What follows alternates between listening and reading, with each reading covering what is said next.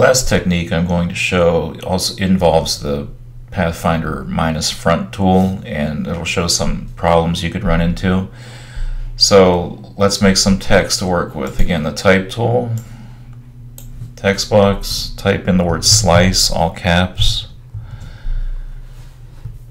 Enable the selection tool so I can see the bounding box, type, create outlines. You should be able to do this in your sleep by now. Use the zoom tool, the magnifying glass, to zoom in nice and tight. So there's my vector object, I can see the anchor points. Enabling the black arrow, the selection tool, so it's all selected. I'm going to copy this and paste a copy of it right on top. So Command or Control C to copy. To paste it in place on top is Command Shift V, Victor, or Control Shift Victor. Okay, so now I have the word slice on the bottom and the word slice on the top. So I'm thinking, okay, I learned how to use the minus front tool. I think it'd look really cool if I got rid of all this stuff in the front and just had these like very thin like remnants in the back. I think that's a really neat idea, so let me try that. So just like in the previous video, what we saw is like just select both filled objects, Window, Pathfinder. Okay, so I'm good to go. All I got to do is hit minus front and I'm going to get this really cool effect. Well, watch what happens.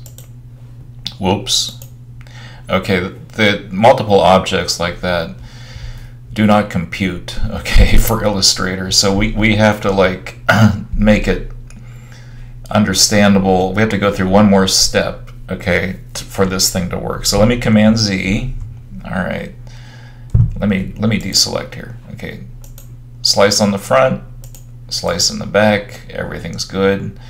Once again, do a marquee selection. I got both filled objects selected. Great. Here's the step you have to add. Go to Object, Ungroup. It's going to ungroup all that stuff. Both of them. Alright, so now these are both words of slice are ungrouped. So what you have to do now, deselect. I have my selection tool, black arrow.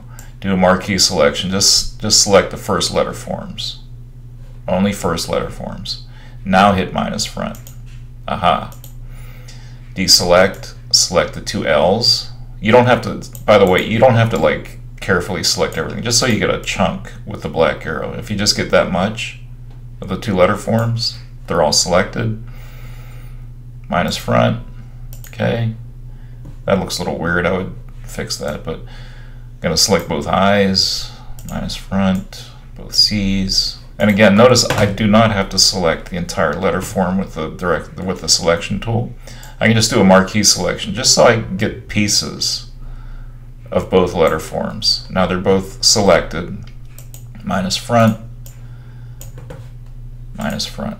Okay, so I can kind of see the word slice in there. If this was, you know, for an art project, there's a lot of really cool stuff I could do with this. All right, so let me zoom out a little bit here, and let me show something else. Let me move the Pathfinder window out of the way. Remember, I built this, you know, in the previous videos, and this thing, these are all ungrouped objects. Suppose I want to take this cutout thing and, you know, use it in a layout. With the selection tool enabled, select everything, go to Object, Group. Now this thing is a unit. Same thing over here. We have very many ungrouped objects.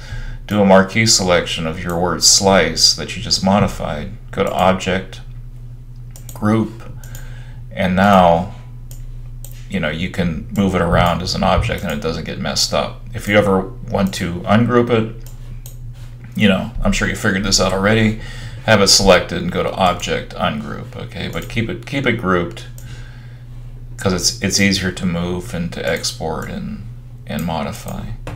So let me just get your workspace, or I'm sorry, your page to look somewhat like this, and Save it, and you're going to upload it as an AI file.